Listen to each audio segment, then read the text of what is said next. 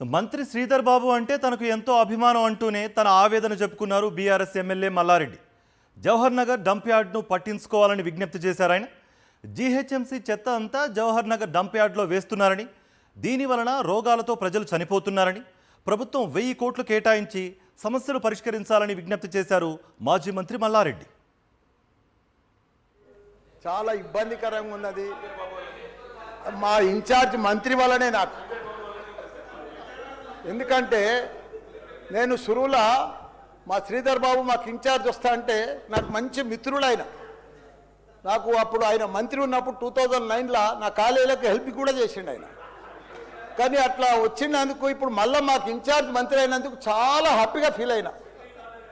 కాకపోతే ఇప్పుడు ఎంత బాధపడుతున్నా అంటే అంత బాధపడుతున్నా, భరించలేను ఆ బాధను.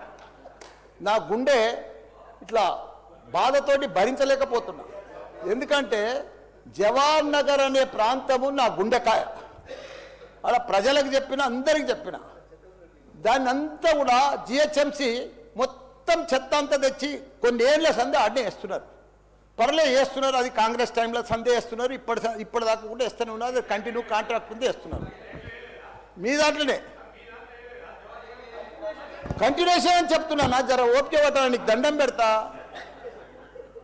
ఎందుకంటే ఆ చెత్త వేసినప్పుడు నేను మంత్రి ఉన్నప్పుడు మా కేటీఆర్ గారు 500 కోట్లు ఇచ్చిండు.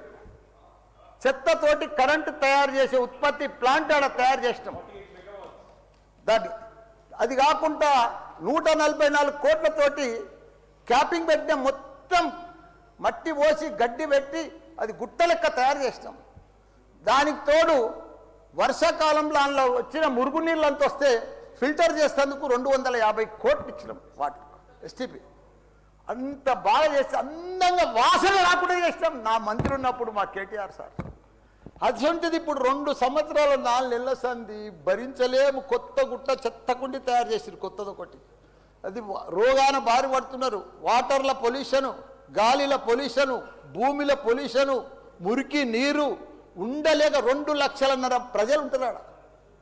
దయచేసి అన్నా శ్రీధర్ అన్న, నువ్వంటే నాకు చాలా అభిమానం, నన్ను పగబట్టకన్నా. ఎందుకంటే నా నియోజకవర్గం బంగారం అసుంటి, దేశంలోనే నంబర్ 1 అసుంటి మేడ్చల్ నియోజకవర్గం. దాన్ని తుకుడలు అచలం కుతలం చేసేది దాన్ని. ఇప్పుడు దాన్ని 61 గ్రామాలు ఉండే, 3 మున్సిపాలిటీ కార్పొరేషన్లు ఉండే, 7 మున్సిపాలిటీలు ఉండే. దాన్ని తీసుకుపోయి మొత్తం జిహెచ్ఎంసీ చేసారు. ఇప్పుడు 16 వార్డులు చేసారు దాన్ని.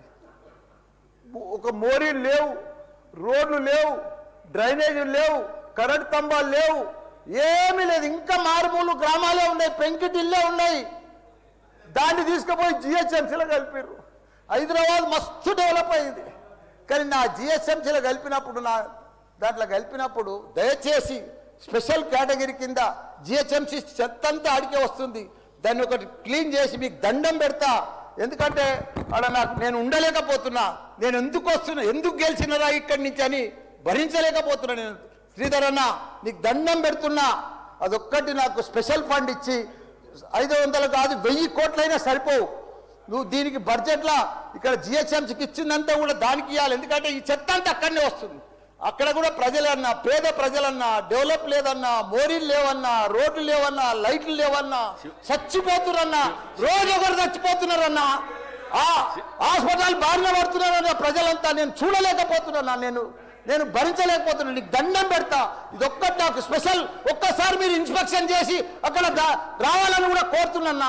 మీరు ఈ నడుమ ఇనాగ్రేషన్ కూడా వస్తలేరన్నా. ఆ మహేందర్ రెడ్డిని పంపిస్తురన్నా, మీరు కావాలనే వస్తురన్నా, కుట్ర పంపుతురన్నా, నా మీద కుట్ర పంపుతురన్నా. ప్లీజ్ దయచేసి అదొకటి మీరు రావాలి.